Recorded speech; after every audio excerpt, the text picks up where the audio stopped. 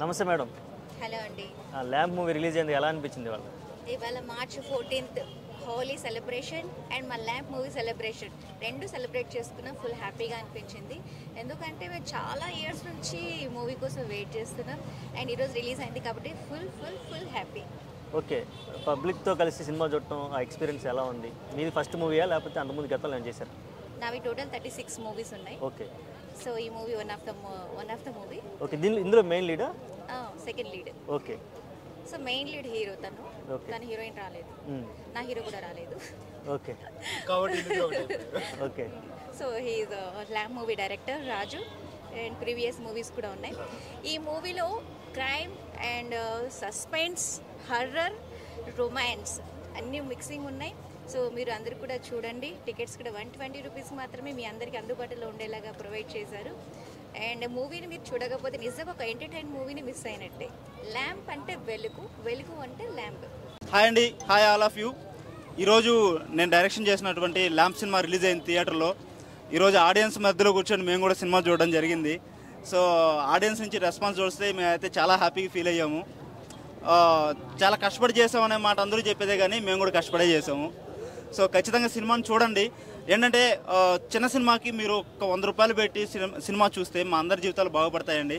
ఏంటంటే పెద్ద సినిమా చేసి పెద్ద పబ్లిసిటీ చేసే వాళ్ళ సినిమాలకు మీరు అందరూ వెళ్తున్నారు.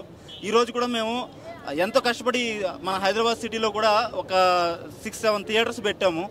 సో 6-7 థియేటర్స్ పెడితే ఒక్కొక్క షోనే ఇచ్చారు ఒక్కొక్క థియేటర్లో. ఆ ఒక్కొక్క షోకి కూడా ఆడియన్స్ అనే వాళ్ళు ఎక్కువ మంది వెళ్ళలేదు, ఎందుకంటే పబ్లిసిటీ తక్కువ కాబట్టి. సో పబ్లిసిటీ లేనందువల్ల మా చిన్న సినిమా అనే దాన్ని తొక్కేయద్దండి, దయచేసి చెప్తున్నాను.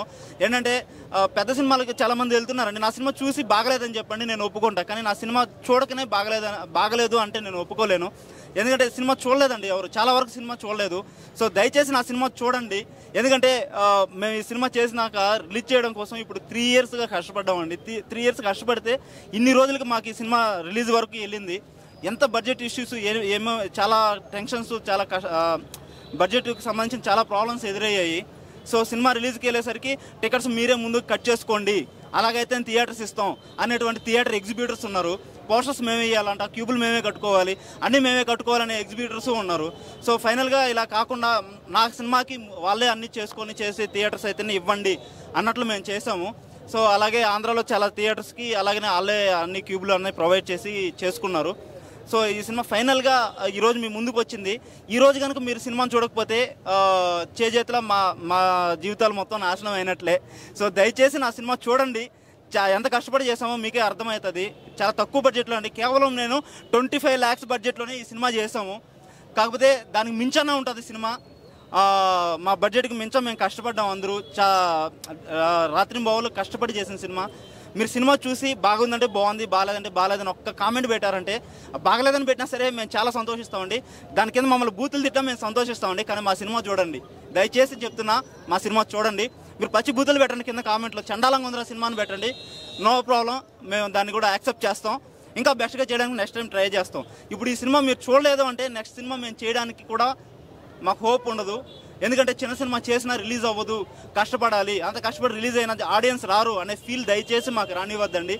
మీరు సినిమా చూడండి, బాగలేదంటే తిట్టండి, మమ్మల్ని పచ్చి బూతులు తిట్టండి, కామెంట్స్లో తిడతారు కదా యూట్యూబ్లో, అలా తిట్టండి, మేము అన్నింటినీ యాక్సెప్ట్ చేస్తామండి. దయచేసి మా సినిమా చూడండి ప్లీజ్.